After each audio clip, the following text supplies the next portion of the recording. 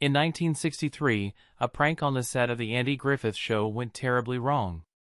Cast members burst into Andy Griffith's hotel room and caught him in bed with a co-star. CBS executives panicked. Sponsors threatened to pull millions in advertising. Secret meetings were held to decide the show's fate. America's most beloved small-town sheriff was actually a cheating husband, and what happened next almost ended The Andy Griffith Show. Sheldon Leonard had been in the business for years. He knew talent when he saw it. In the 1950s, he watched Andy Griffith perform in No Time for Sergeants on Broadway. That moment changed everything. Griffith played a naive but lovable country boy drafted into the military. His humor felt effortless, and his charm pulled the audience in. Leonard saw something special. He didn't just see a great actor, he saw the perfect lead for a television show. That idea turned into The Andy Griffith Show. Leonard later called it one of the most important decisions of his career. He was right. When the show aired, Griffith's portrayal of Sheriff Andy Taylor connected with audiences in a way few characters ever had.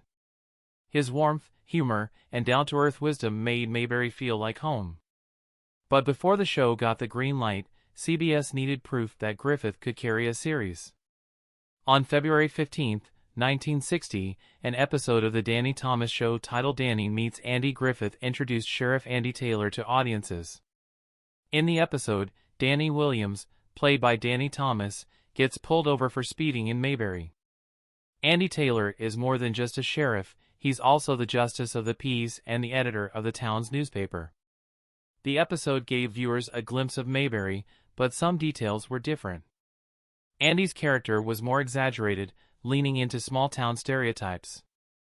Frances Bavier, who later played Aunt Bee, appeared as a different character named Henrietta Perkins. This wasn't just a creative test, it was a smart business move by Sheldon Leonard. The backdoor pilot let CBS gauge audience interest without spending extra money on a brand new series. The reaction was exactly what they hoped for. CBS and their key sponsor, General Foods, were convinced. They gave the show the official green light. In the early 1960s, corporate sponsors had a huge influence on television. General Foods didn't just approve of the show, they fully backed it. After watching the pilot, they immediately committed to sponsoring The Andy Griffith Show. That decision made everything easier. CBS now had the funding and confidence to push forward. On October 3, 1960, The Andy Griffith Show premiered. One of the smartest choices Leonard and Griffith made was the setting. Mayberry wasn't just a small town, it was timeless. Even though the show aired in the 1960s, it felt like the 1930s or 1940s. There were no references to the Cold War or civil rights movements. That was intentional. Leonard and Griffith wanted Mayberry to be an escape. When The Andy Griffith Show first aired in 1960, Andy Griffith wasn't entirely comfortable with his role. He had just played Will Stockdale, a bumbling but lovable country boy in No Time for Sergeants, and he didn't want to be typecast as a simple-minded bumpkin. Early on, his portrayal of Sheriff Andy Taylor leaned heavily into exaggerated Southern charm, big smiles, an overly eager attitude, and a comic energy that felt more like one of his stage monologues than a fully developed character. But Griffith quickly realized that this approach wouldn't work long-term. By the second season, he shifted his performance. Instead of playing for laughs, he became the steady, level-headed center of Mayberry. He let the supporting cast handle the comedy while he played the straight man. This change wasn't just about acting, it reshaped the show's entire structure. In most sitcoms of the era, the lead character created chaos. In I Love Lucy, Lucy's antics drove the story. But The Andy Griffith Show flipped that dynamic. It was the supporting cast, especially Don Knotts as Barney Fife, who brought the humor, while Andy Taylor became the wise and patient problem solver. One of the biggest surprises in the show's development was Don Knotts' role as Barney Fife. Originally, there was no plan for a permanent deputy. But when Knotts read for a one-episode part, his chemistry with Griffith was undeniable. Producer Sheldon Leonard immediately offered him a one-year contract. That decision changed the show's entire dynamic. Another casting choice that came with its own challenges was Frances Bavier as Aunt Bee. Andy Griffith didn't initially want her for the role. Sheldon Leonard made the call. Bavier was an experienced actress, but her serious, professional demeanor clashed with Griffith's easygoing personality. Meanwhile, the search for Opie Taylor brought a different kind of challenge. Over 500 child actors auditioned for the role, but 6-year-old Ron Howard stood out. Producer Sheldon Leonard saw him in an episode of General Electric Theater and was struck by his natural charm. At the time, Howard was actually committed to another show, but when that pilot didn't get picked up, he joined the Andy Griffith Show. Initially, Opie was supposed to be like many TV kids of the era, mischievous and full of wisecracks. But Ron Howard's father suggested a different approach. He told Ron to play Opie as respectful and sincere, which made him stand out from other child roles on television. The decision paid off. Opie's relationship with his father became one of the most touching aspects of the show, adding warmth that balanced the humor. Howard grew up on set, spending 8 years on the show from 1960 to 1968. By the time it ended, he was already thinking about his future as a filmmaker. At 15, he started experimenting with Super 8 cameras, laying the groundwork for a directing career that would later bring him Oscars. Even today, Howard credits his time on The Andy Griffith Show as one of the most important influences on his career, both as an actor and a storyteller. When The Andy Griffith Show premiered on October 3, 1960, it was an instant hit. In its very first season, it became the #1 sitcom in America and ranked 4th overall in Nielsen ratings. That kind of success was rare for a new show, especially in a time when TV was ruled by giants like Gunsmoke and The Ed Sullivan Show. But The Andy Griffith Show had something special. It wasn't just funny, it felt real. It gave viewers a small-town world that was warm, familiar, and worth visiting every week. The first season ran for 32 episodes from October 1960 to May 1961, pulling in an average rating of 27.8. Millions of people tuned in every week to visit Mayberry, a fictional town in North Carolina that felt like home. At the center of it all was Sheriff Andy Taylor, played by Andy Griffith, a calm and wise man who kept order with patience and common sense. His deputy, Barney Fife, played by Don Knotts, brought the laughs with his over-the-top enthusiasm and constant mistakes. The chemistry between them was perfect. Andy was steady and thoughtful, while Barney was unpredictable and full of energy. That balance made the show work. What made The Andy Griffith Show stand out was the way it mixed comedy with heart. It wasn't just about jokes, it was about people. Sheriff Taylor wasn't just a lawman, he was a single father raising his son, Opie, played by Ron Howard. He lived with his Aunt Bee, played by Frances Bavier, who tried her best to take care of them. Every episode had moments of laughter, but it also had warmth and lessons about family, friendship, and doing the right thing. One of the most famous episodes, The Pickle Story, had Andy and Barney struggling to avoid eating Aunt Bee's terrible homemade pickles. It was funny, but it also showed their kindness. They didn't want to hurt her feelings, even if the pickles tasted awful. A big reason for the show's immediate success was CBS's smart scheduling. It aired on Monday nights at 9:30 p.m. Eastern, right after The Danny Thomas Show, one of the network's biggest hits. That wasn't a random choice. Since The Andy Griffith Show had started as a guest appearance on The Danny Thomas Show, CBS new viewers were already familiar with the character. Placing the new show right after Danny Thomas helped keep the audience watching. The plan worked, and the ratings took off. Ann had performed with George Carlin, but Warren Ferguson didn't work. Unlike Barney, who was clumsy yet lovable, Warren came off as overly eager and awkward. He didn't fit in with Mayberry's small-town charm, and viewers didn't connect with him. After just 11 episodes, the producers realized their mistake. Without explanation, Warren Ferguson was quietly written out of the show. They never tried to replace Barney again. Instead, guest stars like Floyd the Barber and Gomer Pyle filled the comedic gaps. But Warren's failure made one thing clear: Don Knotts wasn't just another actor. Barney Fife was irreplaceable. Eleanor Donahue's time on the show was even shorter. She played Ellie Walker, the intelligent and independent pharmacist who was supposed to be Andy Taylor's love interest. She signed a 3-year contract, but after just 12 episodes, she was gone. The biggest problem was the lack of chemistry between Donahue and Griffith. Their romance felt stiff and unnatural. In one scene, Andy reached for Ellie's hand, and Donahue reacted awkwardly.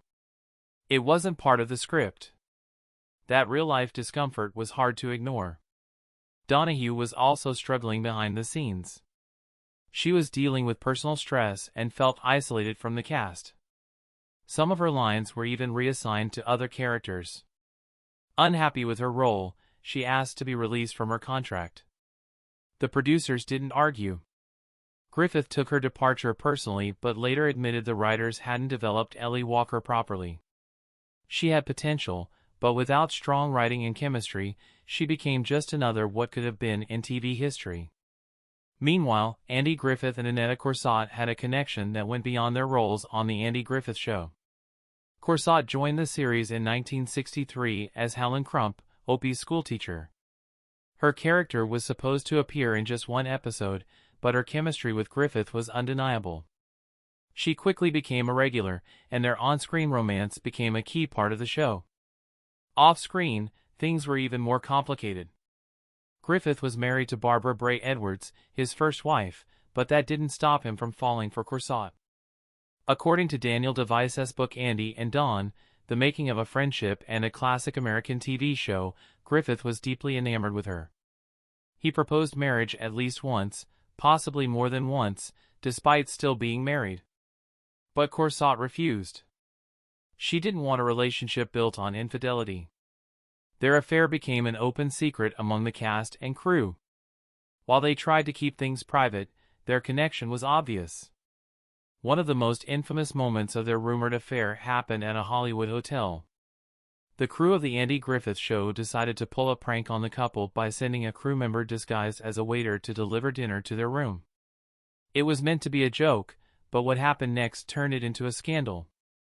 When the crew member entered, he allegedly caught Griffith and Corsott in a compromising position. The prank backfired, exposing their relationship to anyone who hadn't already figured it out.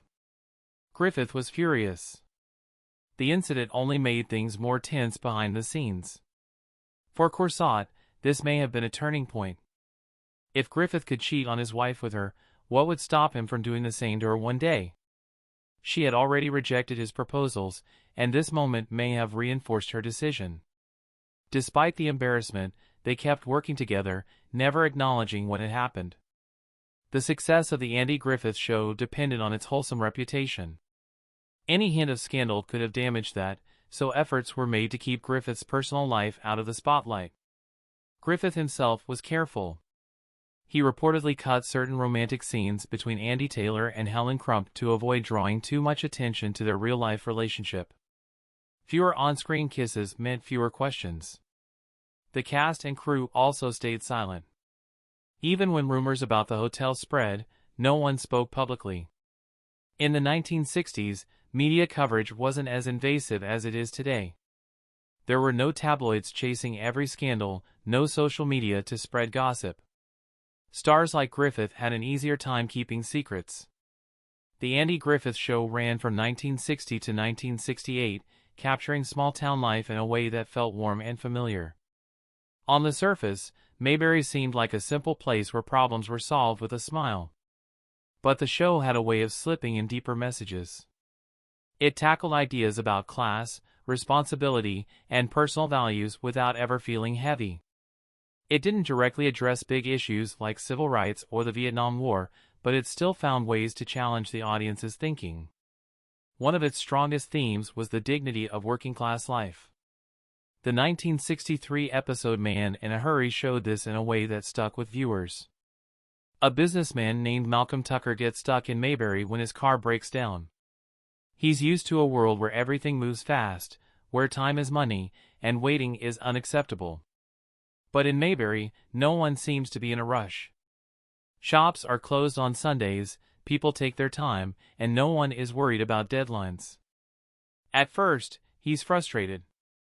He pushes people to move faster, but they don't. By the end of the episode, something shifts. He starts to see what he's been missing. He sits on Andy's front porch, rocking in a chair, realizing that sometimes, slowing down isn't a bad thing. The message was clear without being forced.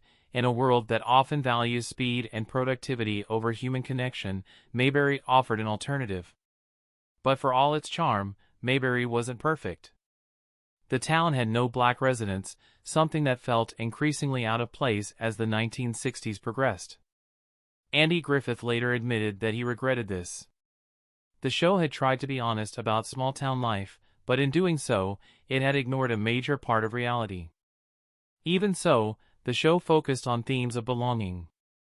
Characters like Barney Fife and Gomer Pyle, who might have been seen as outsiders in real life, were embraced in Mayberry. The town wasn't just about picture-perfect families. It was about giving people a place where they mattered. Some episodes stood out for the way they tackled real issues. Opie and the Bully, 1961, was one of them. Opie is being bullied at school. Every day, a kid takes his milk money, and Opie hands it over without a fight. Andy doesn't tell him to punch the bully, but he doesn't tell him to avoid conflict either. He gives Opie a lesson that stuck with audiences. I don't want him to be the kind of boy looking for fights, but I don't want him to run from one when he's in the right. When Opie finally stands up to the bully, he gets a black eye, but he also gets his self-respect. The episode struck a balance. It didn't glorify fighting, but it didn't suggest that walking away was always the right answer either. It was a simple story, but it carried weight. Another episode that left an impression was Opie's Hobo Friend, 1961. Buddy Ebsen played David Brown, a drifter who charms Opie with his carefree attitude. David doesn't have a job, doesn't follow rules, and convinces Opie that skipping school isn't a big deal. Andy steps in, not by forcing David to leave, but by trying to show him a better path. When David realizes he isn't cut out for that kind of life, he stages his own arrest to teach Opie a lesson. The episode didn't offer easy answers. It didn't paint David as a villain, but it also didn't pretend that his way of life was something to admire. The Andy Griffith Show didn't just win over audiences, it won awards. During its run from 1960 to 1968, the show earned 6 Primetime Emmy Awards. 5 of those went to Don Knotts for his role as Barney Fife, making him one of the most awarded comedic actors in television history. Surprisingly, the show itself never won an Emmy for Outstanding Comedy Series, even though it was nominated multiple times. But its legacy only grew stronger after it ended. In 2002, TV Guide ranked it 9th on its list of the 50 best shows of all time. Episodes like Opie the Birdman are still praised as some of the greatest moments in television history.